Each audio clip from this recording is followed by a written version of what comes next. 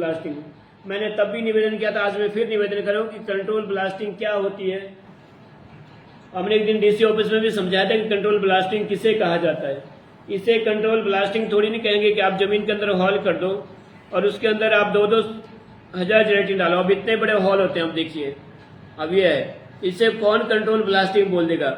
लगभग इसका dia 2 inch का डाया होता है और लगभग 20 मीटर तक इसकी गहराई होती है। आप कल्पना इसे कौन बोलेगा कि कंट्रोल, ये कल हमने वहीं पर इसकी फोटो ली है, इससे कौन बोलेगा कि कंट्रोल ब्लास्टिंग इससे होने वाली है। 3 दिन से इसी रोड पे मैं था, इसी रोड पे नया 707 पे था, क्योंकि अब ये हेयरिंग है हमारी, अब उसके लिए हम तैयारी करे थे। तो गुम्मा से पहले एक गांव आता है जहां पर वो गांव पूर्ण रूप से खत्म हो चुका है। मैं आपको वीडियो दूंगा, जो लोग रो रहे हैं, जिन्होंने अपने मकान छोड़ दिए हैं। रोड से 1-1 किलोमीटर पीछे तक दरारें आनी शुरू होगी, दरारें आ गई है और दरारें भी छोटी मोटी दरारें नहीं। उनका कहना है कि एक पूरा आदमी उन दरारों के बीच में समा सकते, इतनी बड़ी बड़ी दरारें उनके खेतों में आ गई, उनके घर मकान में आ गई है। एक महिला थी जिन्होंने कहा कि मेरे पति का एक्सीडेंट यहीं पर हुआ है और छोटे छोटे बच्चे हैं, उनको मैं कैसे पालूंगी, घर खत्म हो चुका है। उसकी भी वीडियो मैं आपको दूंगा। बात फिर वही आती है कि प्रशासन कहाँ सोया हुआ है। माननीय उद्योग मंत्री जी सिलाई से हैं, ऐसे समय में क्या हो जाता है, उद्योग मंत्री सिलाई से होने की वजह से क्या होता है कि सारे प्रदेश का ध्यान सिलाई के ऊपर आ जाता है। जैसे माननीय हर्षवर्धन चौहान जी का नाम आता है तो सब प्रशासन का ध्यान, पूरे हिमाचल प्रदेश का ध्यान सिलाई की ओर। और अब जहां की मैं टीकर की बात कर रहा हूं, उसकी दूरी माननीय उद्योग मंत्री जी के घर से मात्र 2 किलोमीटर है डिस्टेंस है उसकी दूरी, वायु दूरी जो कहते हैं 2 किलोमीटर मात्र। और इतनी अधिक मात्रा में जेलेटिन यूज अगर वहां पर हो रहा है, उद्योग मंत्री के एरिया में हो रहा है, तो निश्चित सी बात उठती कि या उद्योग मंत्री को क्या पता नहीं होगा, क्या उद्योग मंत्री की इसकी जानकारी नहीं है क्या? और अगर जानकारी है तो फिर ऐसा कैसे हो सकता है। जेलेटिन हमारे यहाँ इतना आसान लोग बोल देते हैं, असल में जितने बड़े धमाके होते हैं इसके माध्यम से होते हैं। इसी से ही पहाड़ों को, घरों को, जो आतंकवादी भी इसका प्रयोग करते हैं। इतनी अधिक मात्रा में जेलेटिन आ कहां से रहा, प्रशासन को पहले ही देखना चाहिए था। प्रशासन किसके दबाव में, किसके प्रेशर में है, मैं इस बात से भी हैरान हूं कि प्रशासन कार्रवाई क्यों नहीं कर रहा है।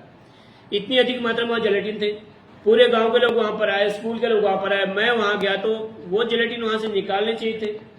ग्रामीणों का ये भी आरोप है कि रात में अगर किसी अनाड़ी ने उसमें आग लगा दी तो उसके लिए कौन जिम्मेवार है।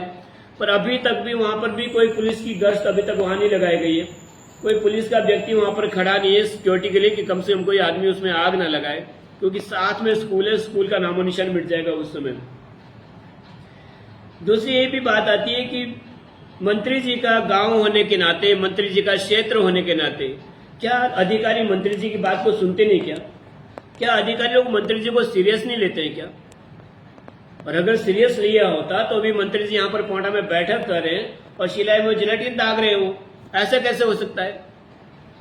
मंत्री जी ने यहाँ पूरे विभागों के लोगों को बुलाया, या तो फिर लोग ये कहेंगे कि मंत्री जी 2 मुंह सांप की तरह काम करते हैं, या लोग ये भी कहेंगे, एक मुंह से भी ये कहते होंगे नहीं ऐसे नहीं करो वैसे नहीं करो, दूसरे मुंह से कहते होंगे नहीं तुम करो, धमाके करो, मैं यही बैठा हूं।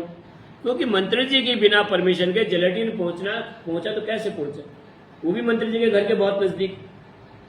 वहां से तो क्या पता कोई 1-2 जेलेटिन मंत्री जी के घर पे किसी ने छोड़ दिया तो कैसे पता चलेगा। ये भी दुख का विषय, सुरक्षा का विषय है, ये आंतरिक सुरक्षा का मामला है ये। तो एसडीएम साहब कहां सोए मुझे समझ नहीं आती। डीसी सिरमौर से मैंने कल निवेदन किया था, उनको लेटर भेजी भी है, फोन से उनसे निवेदन किया तो उन्होंने कहा कि हम इसको देखते हैं। पिछली बार भी जब जेलेटिन की परमिशन दी थी, कंट्रोल ब्लास्टिंग की परमिशन दी थी, तो मैंने चीफ सेक्रेटरी हिमाचल प्रदेश को लेटर लिखा था और होम मिनिस्टर को लेटर लिखा था दिल्ली, और उन्होंने आधे घंटे के अंदर इनके जो लेटर को था, डीसी के लेटर को वापस भेजा था कि आप इस तरह से जेलेटिन नहीं उड़ा सकते, ऐसे ब्लास्टिंग आप नहीं कर सकते। मैं कह रहा था कि नासूर बन जाएगा पूरे एरिया, और आज नासूर बन चुका है। गुम्मा फेरी